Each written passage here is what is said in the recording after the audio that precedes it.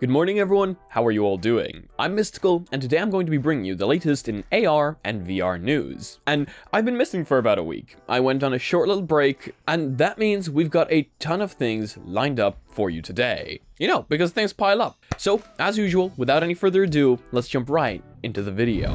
First things first, and this is actually something that we've talked about in one of our previous videos, V50 is coming. And one of the largest features of V50 is going to be you being able to interact with the menu directly in front of you. This is something that hasn't existed on Quest, basically ever, and I think it should have, as it's a pretty natural instinct that if you have hand tracking, you want to be able to interact with the menu that is right there. However, that hasn't existed, but it's going to come out with V50. And we had leaks, we had information with people on the PTC, which is the public test channel, having access to this. However, now we have information from Mark Zuckerberg himself, who posted a video of being able to interact with that menu. So that's going to be coming in V50. Unfortunately, I didn't find any information as to when V50 is actually coming, so I guess we'll just have to wait and see for that. However, here's one Quest 2 feature that will certainly improve things quite a bit for you. If you want to do anything in-game while actually playing the game on Quest, this was very, very difficult until now. Yes, guys, we're getting the same feature as we have on the Quest Pro. The Quest 2 is now also able to bring up a browser without quitting a VR app, meaning that if you want to follow a tutorial, some sort of walkthrough, or just watch a video maybe while you're playing a game, or pause the game for a little while and just watch something,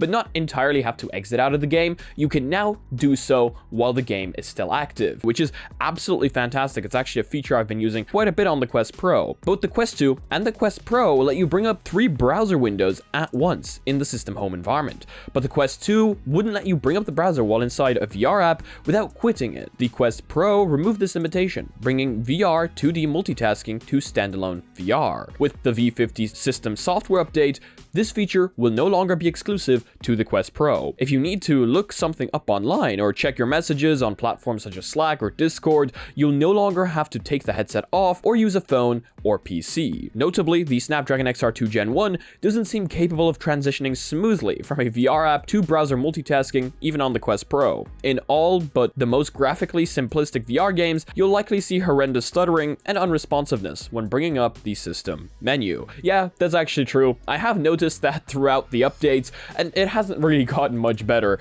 Bringing up anything while inside a game on the Quest platform seems to be quite laggy and stuttery. Hopefully they will fix that up in later software updates. I'm not entirely sure how they do that, as I'm pretty certain that that is a limitation of the Snapdragon XR2 Gen 1, but yeah, that does tend to happen. However, now users of the Quest 2 also get the same features as the people on the Quest Pro. Not all of them, of course, but one really nice feature. And here is a really nice feature for people using the Quest Pro. If you've ever launched the Quest Pro and then waited a little while to turn on the controllers, say you were first using hand tracking or anything like that, you'd notice it takes quite some time for the controllers to boot up, actually find their positioning, and connect to the headset. It's not a very seamless transition. Definitely not as seamless as it is on the Quest 2. Well, Meta now says it has reduced Quest Pro controller startup time. Meta claims that the V50 update reduces the time the Touch Pro controllers take to initialize tracking. And this also goes for the Quest 2, as you can pair these controllers with the Quest 2 headset.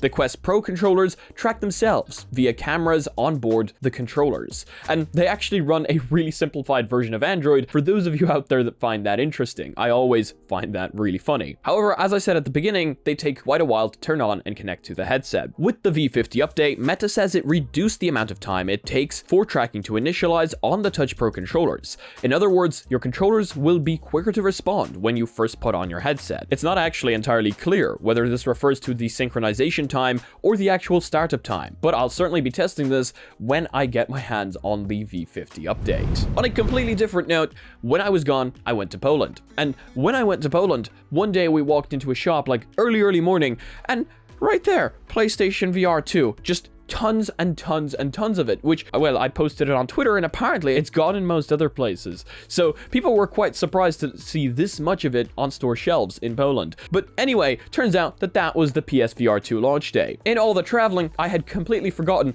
when the PSVR 2 launches, but I managed to walk into a store, take a picture, take a video on the exact launch day. So people are very, very excited, of course, for the PSVR 2. I don't have one. I don't have a PS5. I don't have a PSVR 2, and I don't have have enough space for it anyway. So in the future, maybe if we get a studio, we will be able to get our hands on it. However, for now, it seems that everybody that has access to the PSVR 2, they're loving the headset quite a bit. The graphics and the titles for it are quite amazing from what I've seen on Twitter. And again, this is all just from me seeing it, but it does seem like people are enjoying the PSVR 2 quite a bit. It definitely seems to have revived that landscape of console VR gaming. And yeah, there's two sides of the story, there always is, and people do seem to be fighting quite a bit as to whether they actually prefer the PSVR 2 or prefer PC VR. I personally don't mind. I think any exposure like this for VR is good exposure. I see VR as a complete medium, and I'm not going to be taking sides as to whether console is better or PC VR is better. But I'll let you do that down in the comment section below.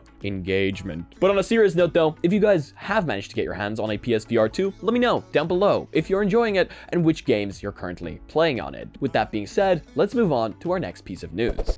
This is something that I've been waiting for a very long time. Demeo Crossplay is now available on the Pico headsets. For some reason, when you bought Demeo on Pico headsets, it was something called Demeo Global, and it wasn't actually crossplay. So you could play with other Pico players, but you couldn't play with, say, Quest 2 players or PC VR gamers, meaning that I needed to connect my Pico to another computer with virtual desktop running if I actually wanted to play multiplayer with everyone else on the Pico. But Demeo now has crossplay on the Pico. Quoting from Pico XR on Twitter, exciting news for VR gamers. Demeo game is now available for crossplay on Pico 4. Get ready to team up with friends and embark on an epic adventure like never before. So that's some really exciting news right there, as the Pico 4 is actually a super comfortable headset, and the more standalone games we have for it, the better. But yeah, and talking about Pico is reportedly laying off hundreds just months after the Pico 4 launch. This isn't new. Hundreds of companies are now having layoffs, and I do feel really bad for anyone losing their job. If you do lose your job in this venture, I do wish you the best going forward.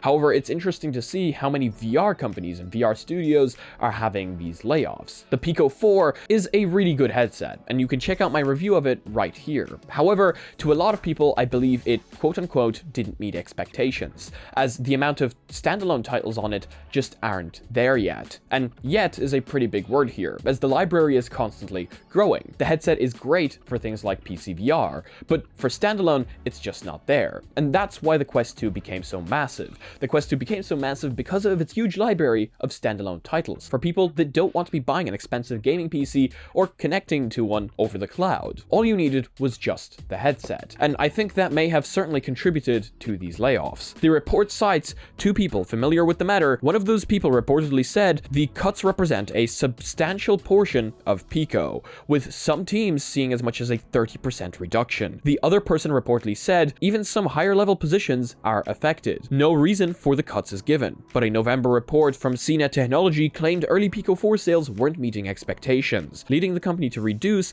production orders. However, Pico claimed pre-orders have seen unprecedented demand, and Pico 4 was the fastest growing headset for Steam VR in November. So I guess it's interesting to see other companies having the same issues as Meta also was part of these massive layoffs. Oh, here's a pretty big one. Tencent is planning on bringing the Quest 2 to China, reportedly, that is. Last week, Reuters reported that Tencent is scrapping its own in-development VR headset due to high cost of the project and internal projections that it wouldn't be profitable until 2027. Chinese outlet 36KR now reports that Tencent plans to work to bring the Quest 2 to the Chinese market instead, to sell many kinds of products in China. Foreign companies must partner with a Chinese company or set up a local subsidiary. Tencent would thus sell and support Quest 2 in China, while the reports say both companies would work together on localization and translation of the Quest Store content. Tencent is also apparently discussing launching its own VR content on Quest. As the report points out, this wouldn't be a new type of arrangement for Tencent, as it has already been selling and supporting the Nintendo Switch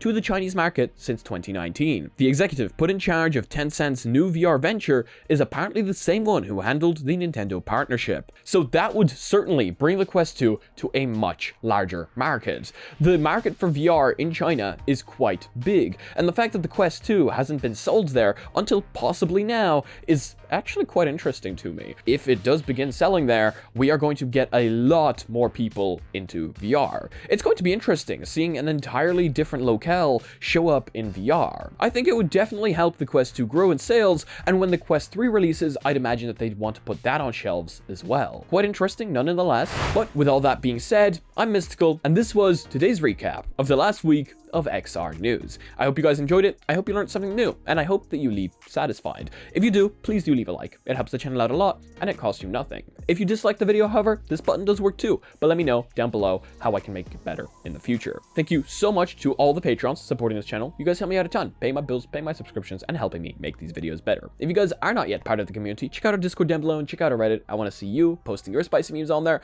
and as usual, if you want to be notified of extra content coming up on the channel, make sure to smack that subscribe button with your forehead, ding my bell, and see you again in the next video. Peace.